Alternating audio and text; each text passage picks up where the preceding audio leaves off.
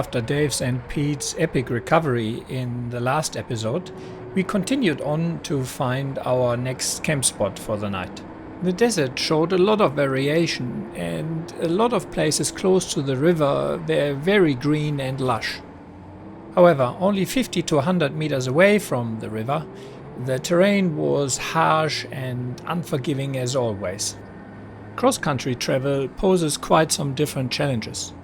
Not only don't you have any track to follow and need to find your own track, it means that you have high clumps of spinifex which easily bottom out vehicles without the ground clearance, as well as that you never know where you actually drive. Sometimes you have 1 to 2 meter high sand cliffs which if you pick a wrong line, you easily tip your vehicle or even roll it. Because there are no worn tracks, it means that the terrain usually is very undulating and your suspension constantly works at its maximum compression and droop. The sand you drive is virgin sand which had never been compressed, and that means it's usually much softer than on any of the standard Simpson crossings, for example. Not to mention that due to the remoteness, there is no way any third party would come to recover you. So you need to be 100% self-sufficient and be able to fix any mechanical problems, as you also wouldn't be able to tow a vehicle out there. Not to mention that the chance of stacking a tire is extremely high, which could be seen on our 14 punctures.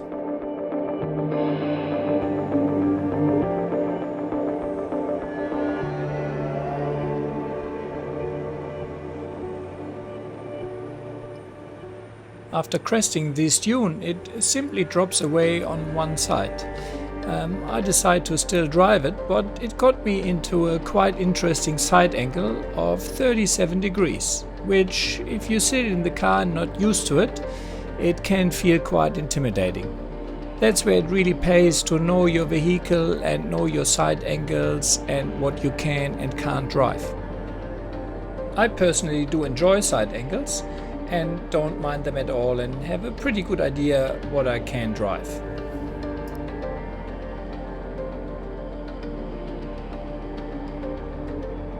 Yeah, we've got 4 vehicles stuck here at the same time. I've just got up the first hill, Nathan's got to move out of the road and I'll try and get up the next one. Just winched Jared out, and now Steve needs a winch. And Dave in front was stuck, and Ray was stuck. Here I just provided a ground anchor for Steve so that he could winch over that spinifex hump on my vehicle. Right on, mate. That's it. We finally made it to the campsite for the night, and what a spectacular spot that was. I can't really imagine many better spots in the desert. Right on top of a huge sand cliff, overlooking the river, the bird life, seeing dingoes on the other side.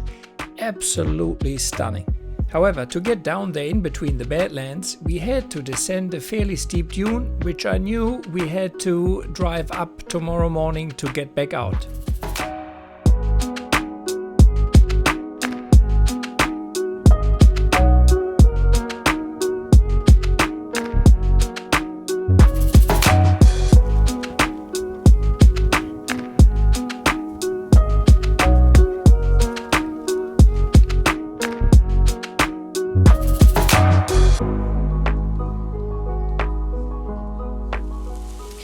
Vegetables, rice, no radix, had radix yesterday, and mix it up. One day freeze-dried, one day fridge. To top all of that off is going to be some Beerenberg. Couldn't go without it. That's a hot tomato chutney, and got a few others. The cracked pepper. Not coming today. And what's the other one I have? The spicy barbecue caramelized onions. So that makes any food beautiful.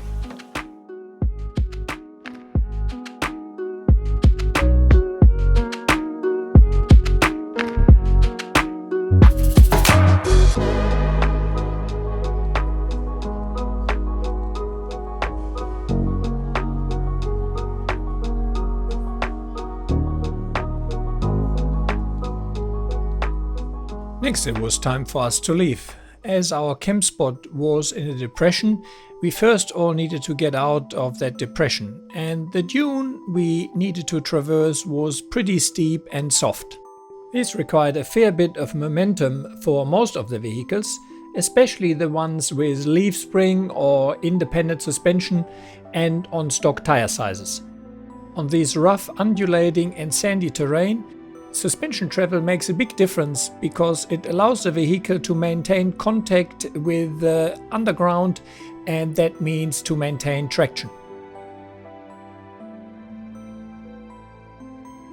Next it was my turn. With the long travel suspension and my 35-inch BFG KM3 mud-terrain tires lowered down to 17 psi, I could take it a little bit easier. However, it was a very soft dune and proper throttle control was required. Second last was Ray in his 70 series cruiser. He only has a center diff and no sort of traction control or lockers. That means it really becomes a two-wheel drive if one wheel of each axle is off the ground.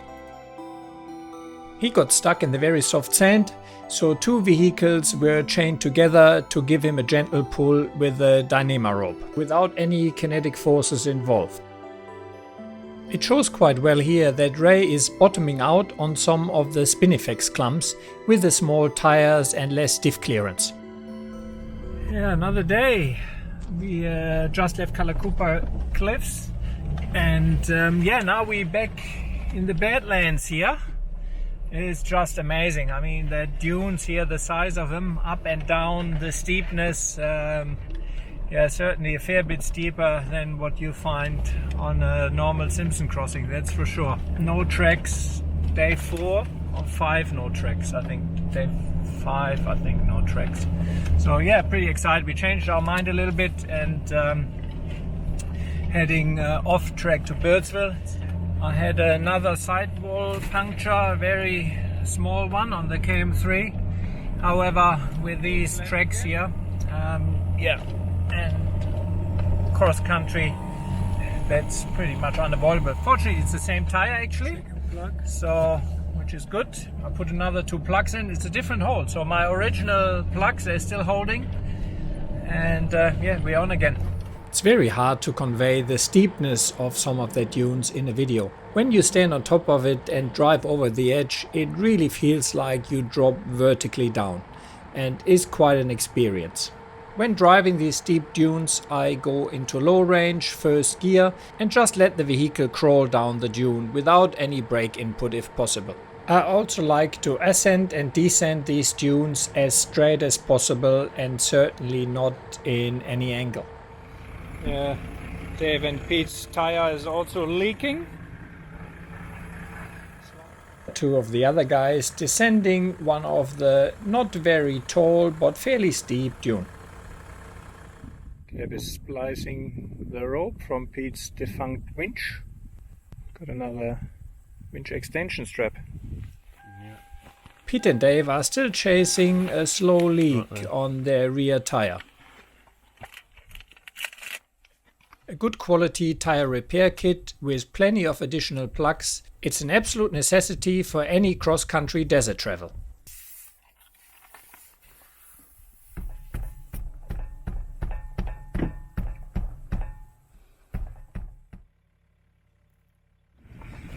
At least same tire? Yeah, no, we've ripped the plug is out. It's just amazing. We came across one of the lakes in the Simpson Desert. Obviously it's dry, but that's one of the small lakes on the map, and it is amazing how big that lakes are. Obviously it's all clay, fairly soft. Copy that. All trackless territory. So he got stuck there. Shit. All the Spinifex as the lead vehicle collecting down there. If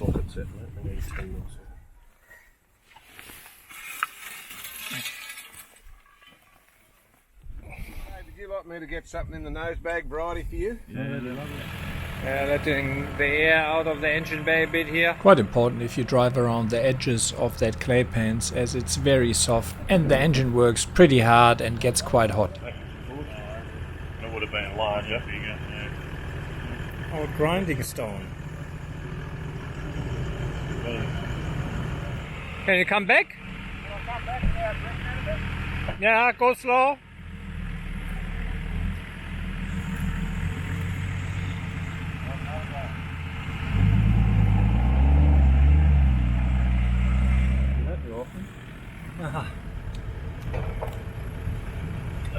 Some good little angles. Winch him backwards. Peter. It's like a road, he says. It's a shot line. It's like a road. Hello, Stephen. How are you, Peter? Well, let's just say it's not muddy this time, so it's all good. No, The- so the you're joys not of being- sinking. The joys of being the car at the front. Yes. Yeah. We quickly hooked up Peter's car to my winch and pulled him back out. We were now within the Simpson Desert and were looking for some old shot lines which we could follow. As with most of the other days so far, it looked like as we would set up camp fairly late again. My Ultravision Nitromax light bars got a pretty good workout on this trip and served me very well.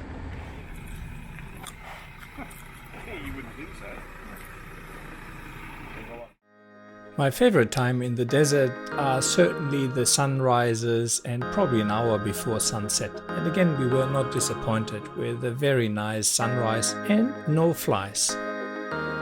Just over the dune from our camp spot was a beautiful salt lake, and I thought I'd take the chance and fly the drone over it. We were just about to departure when one of the guys noticed some fluid coming out of my radiator. Radiator, coolant coming out. Hey Dave, what's wrong?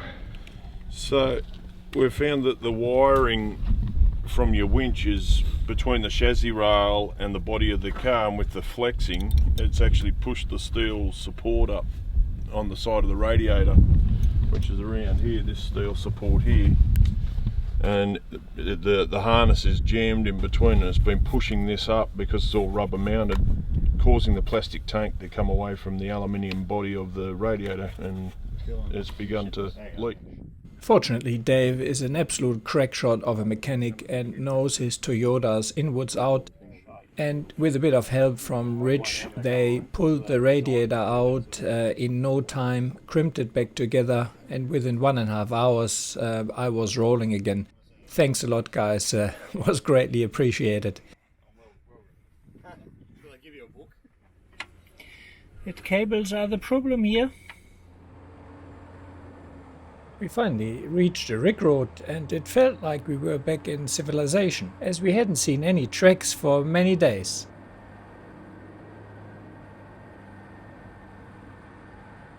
Any doubt that we were back in civilization were quickly dissolved when we found rubbish strewn everywhere, from people who thought it would be a good idea to bury their rubbish just a few centimeters in the sand, which quickly is smelled by the dingoes and dug back up. Please remember, if you can take it in, you can take it back out. Lunchtime along the rig road, and for Mike, shock changing time. His rear shock has given up. It's a replacement.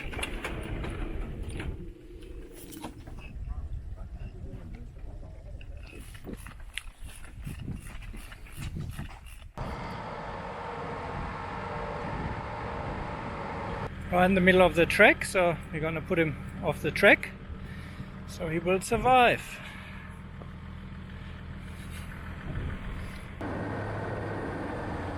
We had a few more dunes to cross, however these proved to be no problem for any in the group.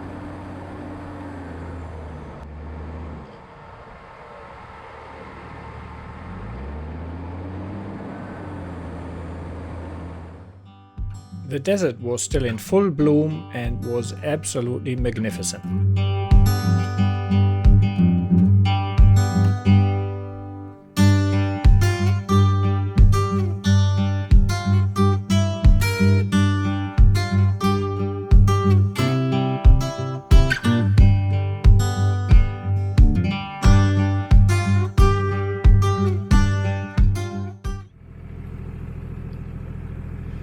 recovery on the way. Still has all the gear in it. For some reason Dave wanted to reach Birdsville on this day, so after a long day of driving it looked like we would be again driving into the night. However, after the wind subsided and the dust didn't settle down, we stopped for camp around 3 hours before Birdsville. I don't know, you can see, but that's quite a sandstorm coming here. It's very sandy, and from the top of the dune to the right it's pretty dark. This type of dune, which you encounter quite often in The Simpsons, which has the whoopsie-doos very close together, is best driven with some speed. However, I see often people crawl these up, and this is a quite uncomfortable way driving these sort of dunes. If you have a reasonable suspension, just give it a go with a bit more speed and you will see it makes it much smoother.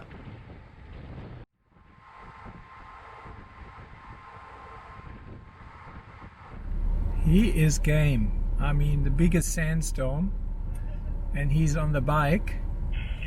Good day, mate. G'day mate, how's it going? Not too bad yourself. Oh, can't complain. You have a bit of a windy day. Yeah, beautiful day like today, what's to complain? Shit. Good on ya, mate. You're game. Cheers mate. See ya. All the flowers. This area close to Air Creek is usually very desolate and dry. It was very nice to see it so green. Air Creek was still flooded, so we had to take the bypass a few kilometers up. Unfortunately, you often see people posting YouTube videos where they disregard the closed signs and use the closed crossings regardless. What they don't seem to consider is that this is private property and there are only a few crossings available. So if they get churned out by vehicles with big tires who dig deep furrows there, that makes it then impassable for the station vehicles when everything is dry again. To prevent this area being locked up for private use, please only use the designated crossings and do not cross when you see road closure signs. When we reached Big Red, quite a few of the guys had a good play there. I could not be bothered to air further down, as I know I need around 10 psi to drive the harder lines easy, so I gave it a miss and took the easy line up.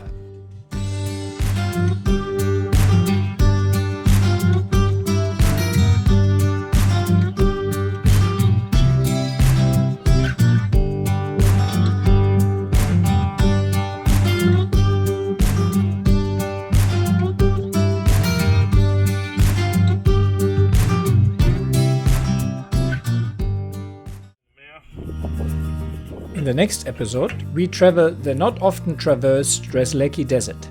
This is again a cross-country trip without any treks, and we have obtained special permission from the station owners to access.